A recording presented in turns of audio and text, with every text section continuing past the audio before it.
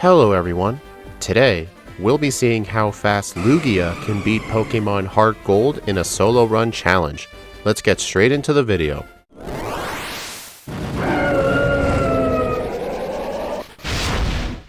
Earlier in the month we played the game with Ho-Oh, and it did pretty dang good, but let's see if Lugia can do any better. My early prediction is probably not, and if you want to know why, we need to take a look at the stats. We have 106 HP, 90 attack and special attack, 130 defense, 154 special defense, and 110 speed. And just like Ho-Oh and most legendaries, we are in the slow level up group. But if you're wondering why I don't think Lugia will do as good, is because Ho-Oh is the more offensive form compared to Lugia. I mean, they both have the same special defense, but Ho-Oh definitely had the better offensive stats. But you gotta remember, it's not just about the stats, it's also about the move pool too. Our starting moveset is completely identical to Ho-Oh's with Weather Ball and Whirlwind. This game gave Weather Ball to Ho-Oh and Lugia. It was starting Heartgold Soul Silver. If we did this run in Platinum, we would only start with Whirlwind.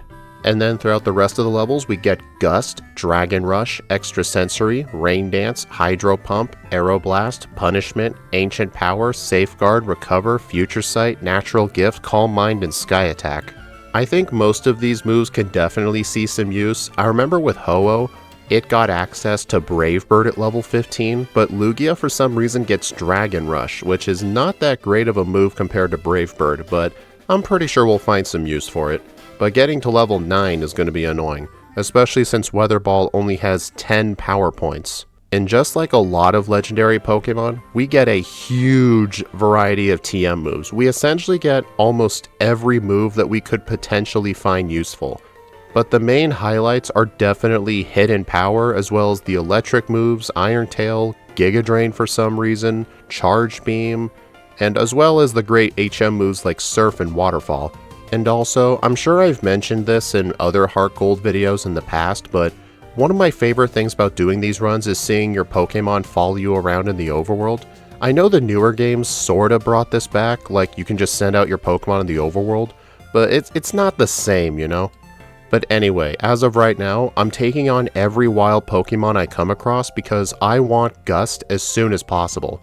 At least with the same type attack bonus, it'll be an effective power of 60, but that's still not that great. On Route 29, I catch myself a Sentret for Cut and Surf later, and I continue fighting trainers along Route 30. I'm currently level 7 right now. Hopefully I can get Gust by the time I enter the Sprout Tower, so I can just one-shot all of the Bellsprout. Unfortunately though, I don't end up getting to level 9 until I'm about halfway through the tower, but hey, better late than never.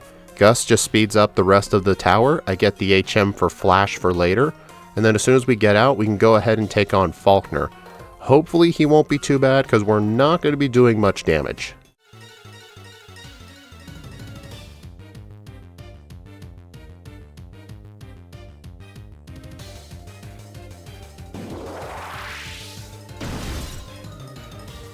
Falkner leads off with Pidgey. I get level 12 for this fight because I fought his 2 gym trainers. Gust is going to 2-shot the Pidgey, but not before getting a sand attack to the face. And then the Pidgeotto is going to be a 3 to 4 hit, but for some reason, he never used Roost. Normally when Falkner's Pidgeotto gets below half, it loves spamming Roost over and over again, but for some reason he didn't. But hey, I'll take it. That could have easily gone 3 ways from Sunday and be really bad. After beating Falkner, before I even go to the mart to get the egg, I go ahead and get the HM for Rock Smash. There is a rare candy behind Rock Smash in the Ruins of Alph, but I'm not getting that right now. And the reason for that is because I don't have a Strength user or a Rock Smash user yet, and that's what the Union Cave is for. I pretty much just rush straight to the Union Cave and catch myself a Geodude. This will be great for Strength, Rock Smash, and Rock Climb. And also, you may have seen me catch it with a Lure Ball. The Union Cave Pokemon Center, there's a guy that gives you 2 Lure Balls for free. And since I don't really catch anything by fishing in this game, unlike in Crystal where I fish up a Krabby for all the water HMs, I can just use them on regular Pokemon, because on regular Pokemon, they're essentially just Pokeballs, so I may as well use them. However though, I do make sure to be very careful in the Union Cave and skip the Hiker Spinner right here. I believe it's Hiker Russell, if the names are still correct from the original game. I do want to avoid him because even though he has 4 Geodudes, at least they don't have a rock move, but I don't want to waste my time. And also, you may see me holding the Shell Bell. You can get this just outside the Union Cave Pokemon Center with Rock Smash. This is a very decent held item for this game at this point because the leftovers aren't available until Kanto. And with the Rocket Well cleared out, we can go ahead and take on Bugsy. I think this gym is going to be an absolute piece of cake.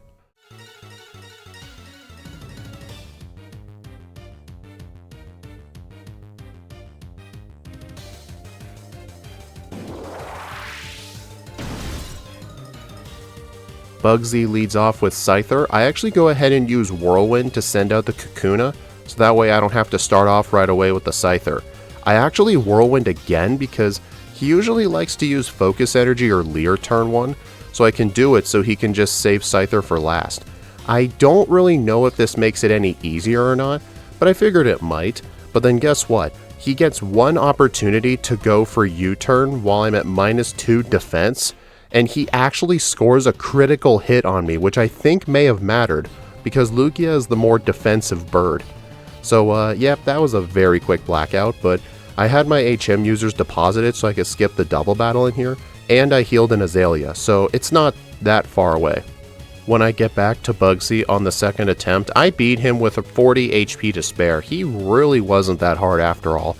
And also, I do actually have Dragon Rush now. This is actually going to have a niche use coming up, and that use is going to be for the rival fight. I can use Dragon Rush on the Ghastly to one-shot it. Then on the Zubat, I can go ahead and just keep spamming Dragon Rush because even though it doesn't get stab, it is still far better than Gust. Albeit a little inaccurate, but you kind of have to make do with what you got. I then make my way through the Ilex Forest and Route 32 and make my way into Goldenrod City. Obviously, the first thing I'm going to do is go to the game corner and play some Voltorb Flip. I play until I get 15,870 coins, and I go ahead and purchase the following. I buy a Dratini for waterfall usage later, as well as the TMs for Substitute, Ice Beam, and the Wide Lens.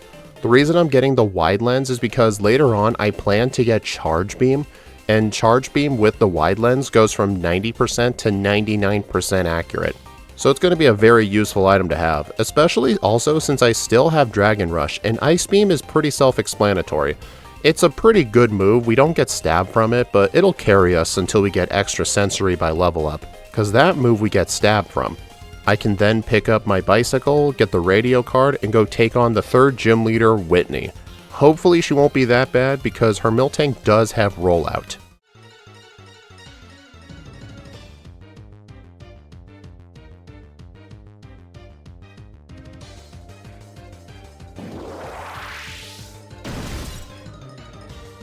Whitney leads off with her Metronome spamming Clefairy. It wastes its first 2 turns going for Mimic instead of Metronome, so I get past her completely scot-free. Then on the Miltank, I go for Ice Beam because, unlike other Miltanks, this one does not have Thick Fat, it has Scrappy. So Ice Beam is actually a good move here. Technically, Dragon Rush would have slightly more base power, but Ice Beam has the added upside of a flinch chance. Or I'm sorry, a freeze chance, sorry. I was reading this out loud and the stomp flinched and... Okay, yeah, my words are just messed up. I'm gonna leave that blooper in. You know what? Yeah, I'm just gonna leave it in. But anyway, one good thing about Lugia's good bulk is that even though the Miltank is constantly spamming Milk Drink, I have HP to last for days, plus I have the Shell Bell too. Although this fight does get very dang close, and at the very last minute, Whitney actually crits me, giving me a reset. On the second attempt though, I do manage to freeze the Miltank, but you know what I forgot? This thing has a Lumberry, so I would essentially need to freeze it twice. And the second attempt really doesn't go that well either. She just keeps out healing me. I think both birds at this point had problems with Whitney. On the third attempt, I decided to change my held item to the Wide Lens, and this will turn Dragon Rush into an 82% move instead of a 75% accurate move. So I can go ahead and just use 3 Dragon Rushes followed by Ice Beam, and strangely enough, she never went for Milk Drink. But with Whitney defeated, we should be able to get some better moves real soon. And also, inside the National Park little entrance building here, I can use the PC to deposit all of my HM users, so when I get to these two beauties right here with Clefable and Wigglytuff, I can fight them one at a time instead of both at the same time. Because if you have to fight both of these at the same time, this fight can get really sketchy. So I do this as a safety precaution more than anything else. And then I can defeat this Rocket Grunt inside the theater and get myself the HM for Surf. This will be a great move to have, but I'm not going to teach it right now. Instead, I'm going to go to the Burn Tower and fight the rival. Here's the thing though, with most Pokemon I will have the TM for Substitute, mainly for Morty to block Curse, but it's also great for the rival for similar reasons. This move is definitely very overpowered in the early game, but I do tend to notice Substitute becomes less useful in the late game, but it's very good early on because of the abundance of status conditions. So since I've talked about Morty, let's go ahead and see how well that fight goes.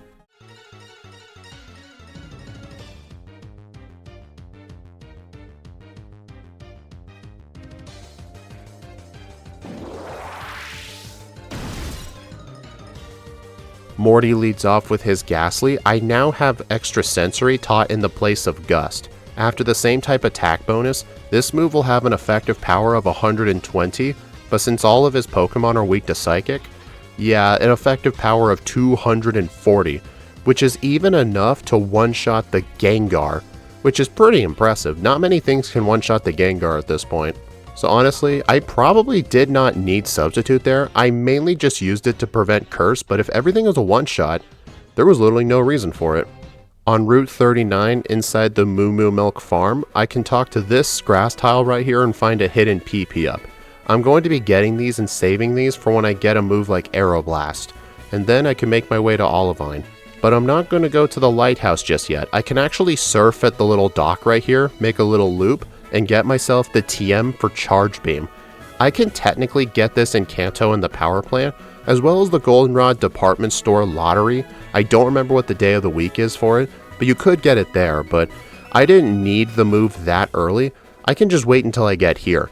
Not only this will have a 70% chance of boosting my special attack by one stage, it's also pretty good electric type coverage. Saves me from having to purchase Thunderbolt at the game corner, because 10,000 coins, even if I get to Voltorb Flip level 8, it still takes a while to get that. So Charge Beam is pretty much better than Thunderbolt in this case. Plus with the wide lens it becomes 99% accurate. I can then fight a bunch of trainers in the water on my way to Cianwood City. I'm not really worried about Chuck. I just like doing this training just because a lot of these trainers end up seeing me anyway. Plus I usually backtrack here to get rare candies if I need to. So I may as well do the training early on with the XP matters. But now that we're at Chuck's gym, I think Chuck will be pretty easy. Substitute can tend to help here as well.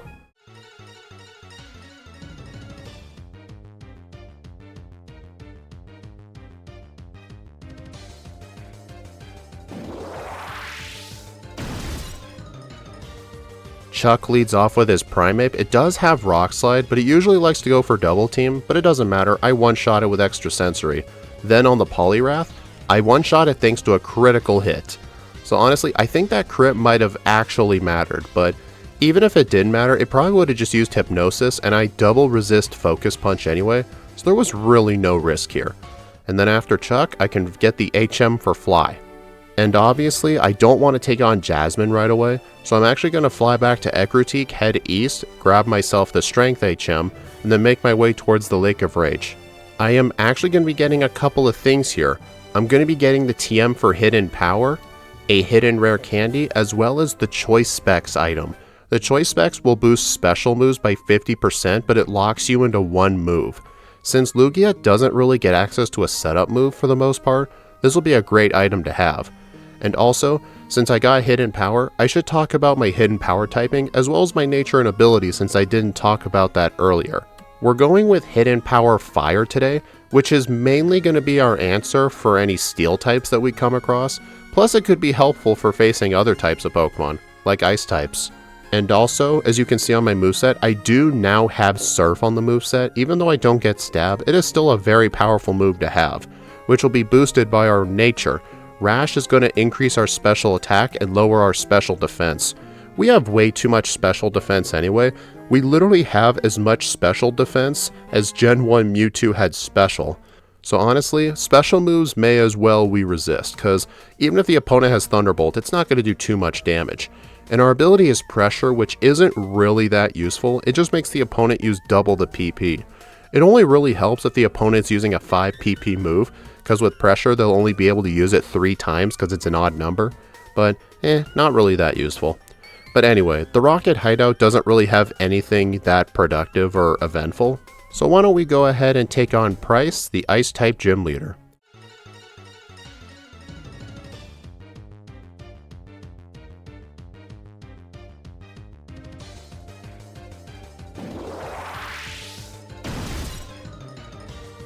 Price leads off with his Seal. It does have Thick Fat, so I can't use Fire or Ice-type moves, but it's not like I was going to anyway.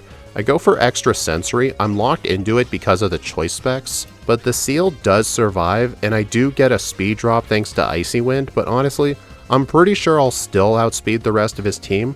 I mean, even if not the Dugong, I'll at least outspeed the Piloswine, and fortunately, Extra Sensory does get the 2-shot even though he healed it with a berry. So now with Price defeated, let's go quickly take on Jasmine.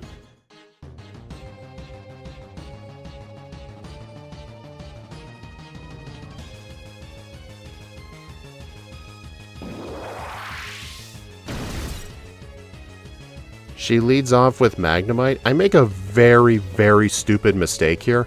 I use Ice Beam by mistake. I meant to go for Surf, and because of that mistake, I get paralyzed, then confused. I'm like, yeah, I should just reset this.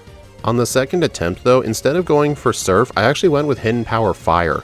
Because either way, it's going to deal a lot of damage to the Steelix. I just wasn't sure that Surf was going to one-shot the Magnets, but when I look back, I'm pretty sure Surf with choice specs will one-shot him.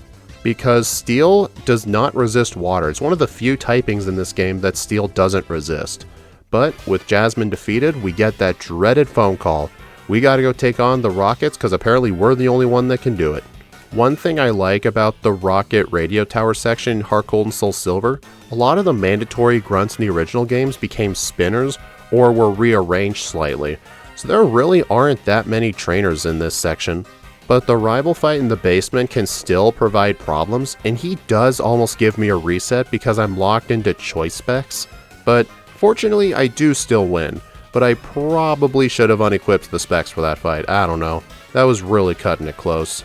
And then with the basement cleared out, I can go to the 4th floor of the department store and buy some vitamins. And today's vitamin of the day is 5 calcium and 1 carbose. I used 5 calcium to get my special attack EVs to 99.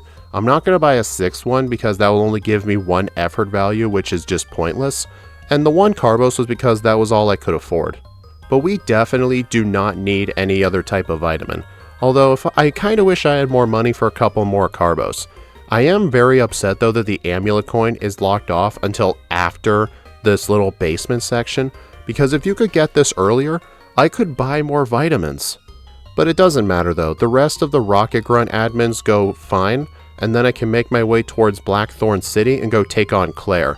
I have Ice Beam for the fight, but she does have type diversity in this game because she has a Gyarados, as well as her Kingdra. So I may not want to use the choice specs for her, although in the gym, on my way through, I actually get a blackout on one of the trainers with a Seadra, and it was very annoying too because it took quite a while to actually black out. But when I eventually get back, I end up defeating her very easily. But anyway, I can now teach Charge Beam on my moveset and go take on Claire.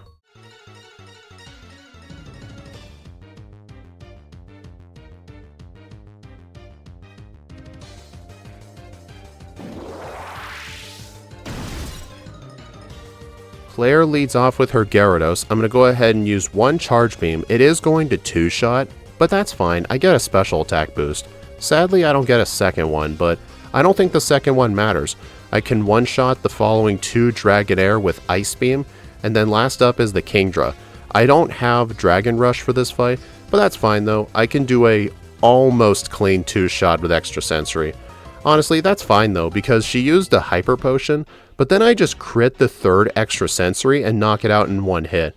Honestly, that wouldn't have mattered because I would have outsped it anyway, so she was going down no matter what. And then inside the Dragon's Den, I can solve this little quiz. I don't need the Dragonair since I bought it at the game corner, and then I can make my way out. You may be wondering why I don't get the Dratini here anymore. Well, in order to get the Dratini, you actually have to surf back to the entrance. You can't just escape rope out and go back in. You gotta surf back to the entrance. Claire stops you and gives you Dragon Pulse. Then you have to go back and actually pick up the Dratini. I mean, technically it is faster to get it that way compared to the game corner, but most Pokemon need something from the game corner anyway, so you may as well just get the Dratini there. But anyway, with all 8 badges, we can make our way to the Pokemon League, but we're not going to do that just yet, because in Heartgold, you gotta take on the Kimono Girls. You gotta take them on 5 times in a row, and if you lose to either one of them, you have to start over from the beginning. So honestly, there is no point in saving before them. What I do is I deposit my HM users, and if I die, just accept the blackout, because either way I gotta fight them all over again. I do end up getting 1 blackout on the Kimono Girls because I should have equipped the Choice Specs, which is pretty much the appropriate item for this series of fights. But honestly, it's not that big a deal I got the blackout, because I still got a buttload of experience, and since we're in the slow level up group, every little bit helps. And then we can make our way up the bell tower, run away from the Ho-Oh like a little bitch. Then I can withdraw my HM users and go around the Johto region collecting rare candies. I usually like to get the Johto rare candies before I head towards Lance, because just in case Lance ends up being harder than I thought, I like to get the Johto candies before I go there. I mean, either way, I'm going to have to get these candies anyway for the late game, but I may as well get them early just in case. The first rare candy I get is the one in Mount Mortar up the waterfall, the one rare candy in the bottom right Whirl Island cave, the Violet City rare candy and PP up, the Route 32 candy south of Goldenrod, as well as the first rare candy in Johto in front of the Tojo Falls. There were other rare candies that I picked up along the way, but those were candies I didn't have to backtrack for. There is also a rare candy in Victory Road as well, and there's also a rare candy outside of the Pokemon League building, but before I can get that rare candy, I gotta go take on the rival one last time. Having the wide lens instead of the Choice Specs definitely makes this fight a lot easier. Plus, after the rival fight, I realized I forgot something. So I actually backtrack just a little bit and get the TM for Earthquake. This will be helpful later. Then outside the Pokemon League, I can get this rare candy. This game does give you a buttload of rare candies, but I feel like it's kind of justified with how high of a level Red is at the end of the game. Then I can heal at the center, buy some full restores, and now we need to take on the final 5 trainers of Johto. Let's do this shit.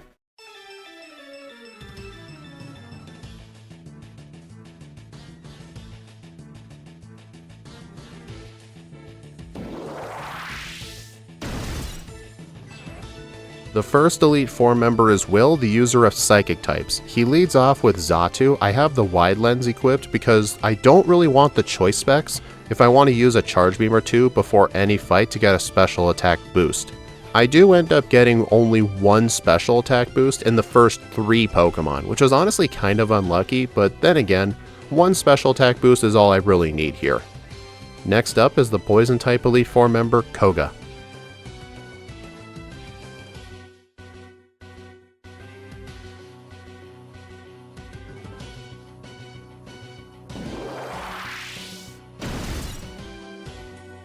Koga leads off with Ariados. I don't even bother setting up a Charge Beam, I just use Extra Sensory for the one-shot. Then on the Fortress, I do use Charge Beam because it is the only move I have that it doesn't resist. Well, it doesn't resist Surf, but Charge Beam gets the boost. Unfortunately, I get 2 boosts, and with 2 boosts, it's all I really need. And thanks to the Carbos I bought earlier, I am able to outspeed the Crobat, so no need for double team shenanigans. Next up is the Fighting type Elite Four member, Bruno.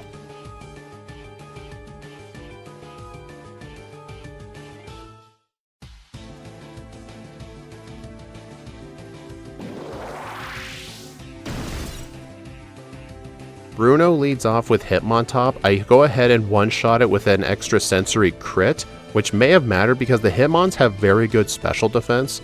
I do continue using Extra Sensory though, and the Hitmonchan barely survives, and then it freezes me with Ice Punch. but fortunately I thaw out very quickly, and as soon as I thaw out, I can just continue using the move, although so many Pokemon here keep living in red health. Honestly, since the Hitmontop is so bad, I probably should have set up a Charge Beam first, but oh well, I still win the fight regardless. Next up is the Dark-type Elite Four member, Karen.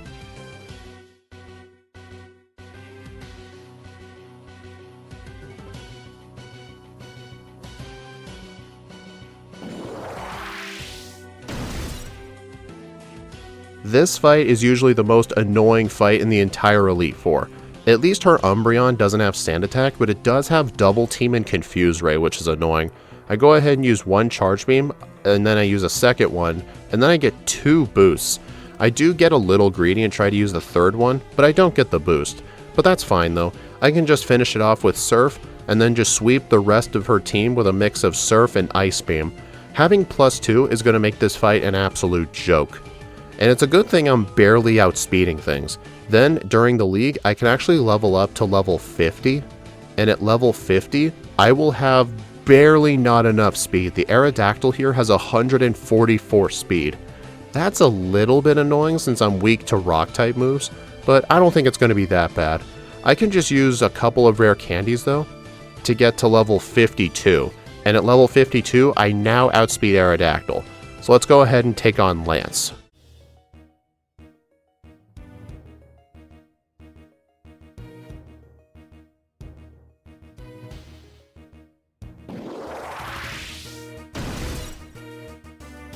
Lance leads off with his Gyarados. I go ahead and use a turn 1 Charge Beam. It is going to be a 2-hit, and sadly, he doesn't use a full restore. I would have appreciated a full restore because it would have given me more opportunities to get a special attack boost. But that's fine though, 1 should be enough. I can defeat the Aerodactyl with Surf, and then defeat his 3 Dragonites with Ice Beam, and his final Charizard with Surf. So yeah, that was pretty easy. So now at this point, we can actually now head into Kanto. A lot of the Kanto gym leaders are actually pretty tough compared to how they were in Pokemon Crystal, but they can still be easy, so I am actually going to fade out and go to Blue, but if any gym leader provides an issue, I'll fade back in early, so I'll see you on the other side. And I do have an issue with one Kanto gym leader. We have to talk about Lieutenant Surge.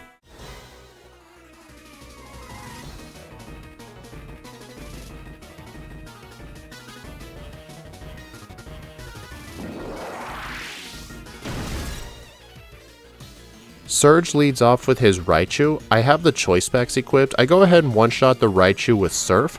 Then on the Electrode, it surprisingly lived a Surf at level 57. Because of that, he's able to use Thunder Wave, and I am actually pretty worried from here, especially since the second Electrode was not a one-shot either. Then on the Electabuzz, it hits me with Shockwave, I can't move, and he sets up Light Screen. So yeah, this fight went wrong in so many ways.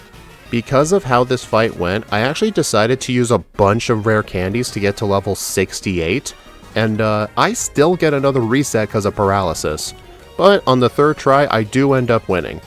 Honestly, it could have been a better idea to use a Cherry Berry instead, but I think the extra raw damage output was more important. But yeah, that was a very annoying fight. Hopefully no other gym leader provides a problem. And none of them do. I did end up picking up the Wise Glasses in Pewter City, like just in case I need a special attack boost but I don't want to be locked into one move. It's only 10%, but you never know if it'll matter. But anyway, let's go take on Blue.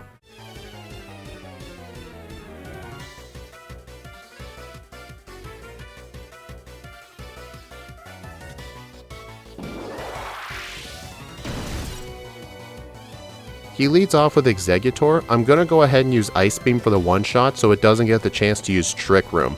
And now on the Rhydon, I can go ahead and use Surf for the easy knockout.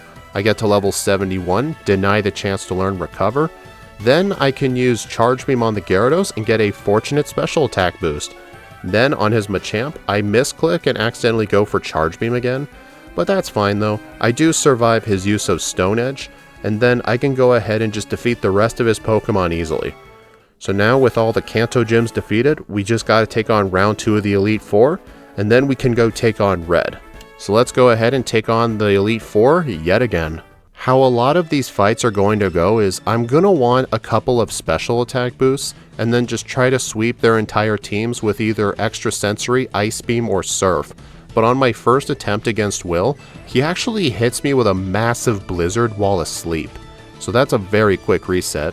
But fortunately, I do beat Will on the second try.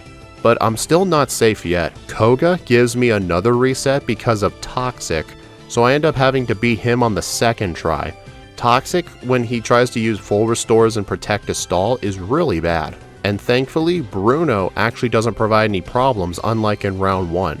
But on Karen, I misclick and go for Charge Beam on Spiritomb while already at +2 special attack because I was greedy, and the Spiritomb goes ahead and uses Curse.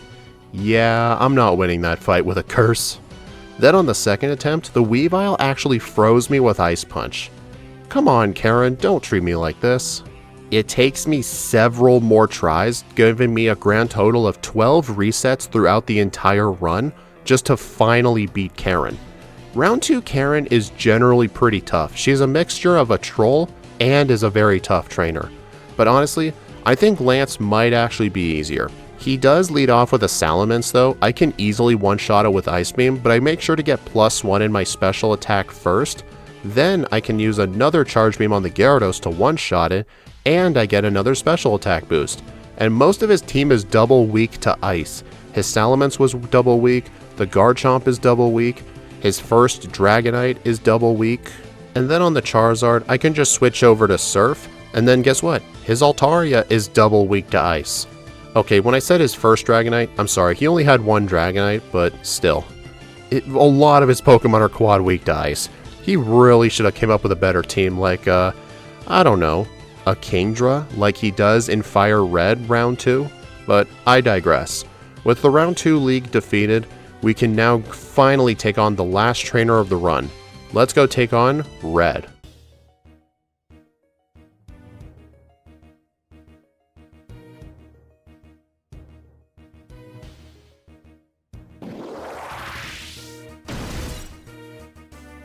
I go into the Red fight with a complete moveset overhaul. My moveset is Return, Swagger, Psych Up, and Earthquake.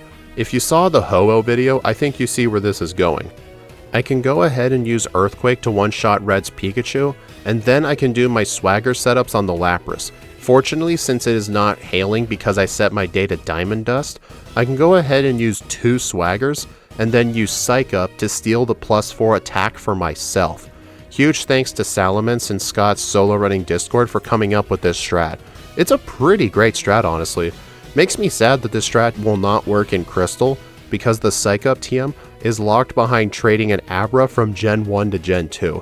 If that wasn't the case, some Pokemon would really benefit from this, but unfortunately on the Charizard, +4 attack is barely not enough, and he defeats me with a critical hit Flare Blitz. The main problem with the Swagger Psych Up strat is it is pretty luck dependent. You gotta make sure you can even set up the Swaggers, because Swagger is not 100% accurate, and the opponent's not guaranteed to hit itself. But at 18 resets into the run, I'm able to get +6 attack, and once I get to +6, the rest of his team goes down in one hit, including the Charizard.